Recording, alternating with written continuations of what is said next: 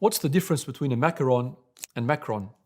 This Makaron is for one consistent, whereby both faces are the same, while President Makron, on the other hand, is completely inconsistent and holds many different contradictory faces.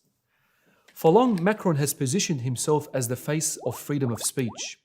He has aggressively defended the right to insult the sacred symbols of Muslims and even allowed for such insults to be projected onto government buildings. Yet, when it comes to insults hurled against his leadership and his country, Mr. Makron has a very different face. For example, following President Erdogan's suggestion that Makron needed mental treatment for his harsh behavior towards Muslims, the French president's office quickly censured him for his unacceptable comments and immediately withdrew their ambassador from Turkey, stating that rudeness and insults would not be tolerated and that such commentary was dangerous. Clearly, Makron's belief in freedom to insult isn't so free after all. But of course, this hypocrisy isn't new. It was only recently in Beirut where he was again exposed for his hypocrisy after he refused to condemn cartoons denigrating the Prophet Muhammad, peace be upon him. He claimed that the President of the French Republic should never have the right to comment on any editorial choice by a journalist. Yet, only moments later, he was caught heavily rebuking a French journalist for reporting on his sketchy meetings with Hezbollah.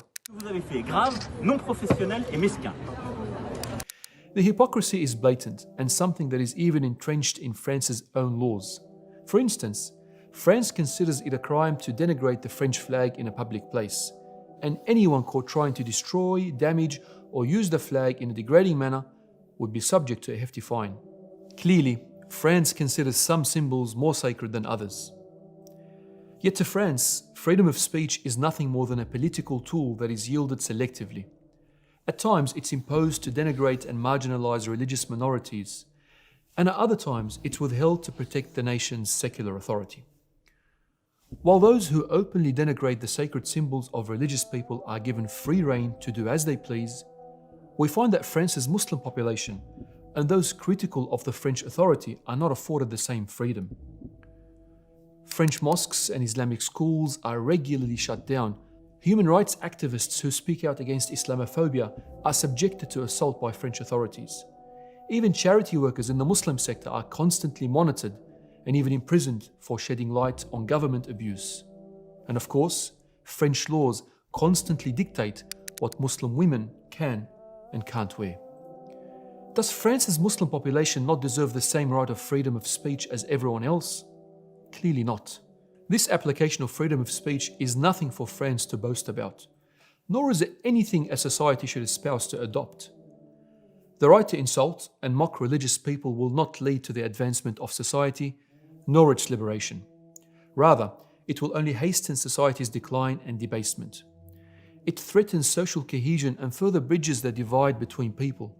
In 2019, a French report noted 1,043 Islamophobic incidents occurred. That's a 77% increase since 2017. This will of course only continue to worsen as France's leadership continues to defend the right to insult and abuse that which is sacred to religious people.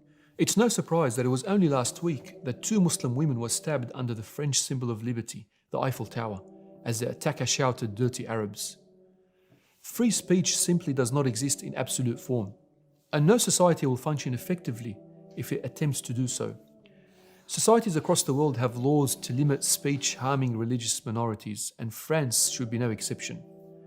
Yet despite this, Muslims are still required to tolerate and even celebrate the freedom of others to insult the dearest man to their hearts, Prophet Muhammad sallallahu alaihi wasallam. Lastly, let it be known to France's leadership and Mr. Makron, we see right through your hypocrisy, and every reasonable person of sound mind and intellect can see it too. The hypocrisy you espouse is shameful and embarrassing, and quite frankly, nothing more than a smokescreen to hide all the governmental failures your leadership has suffered. So maybe take a lesson or two from the Makaron. Lose the contradictory faces and be consistent.